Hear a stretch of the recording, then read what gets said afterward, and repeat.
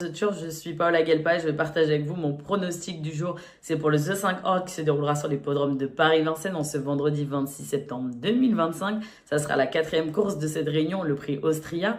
Nous sommes sur une distance de 2850 mètres de la grande piste de Vincennes. C'est pour des 9, 10 et 11 ans n'ayant pas gagné 200 000 euros. Il y aura 16 partants avec un départ initialement prévu pour 20h15. En première position, je vous ai mis le numéro 14, il s'agit de Goloso de Braille.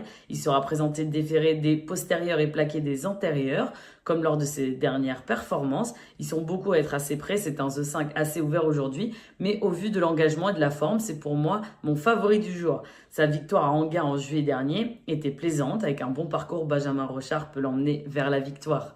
Ensuite, en deuxième position, le numéro 10, il s'agit de Goéland de Jans. C'est un cheval régulier qui fait toutes ses courses. Il retrouve ici un engagement correct. Il fera partie des plus jeunes au départ et dispose d'un bon dernier kilomètre. Si son driver François Lagadec mène sa tâche à bien, c'est un sérieux concurrent pour le podium de ce The 5. Ensuite, en troisième position, le numéro 6, il s'agit de Forrest Gump 7.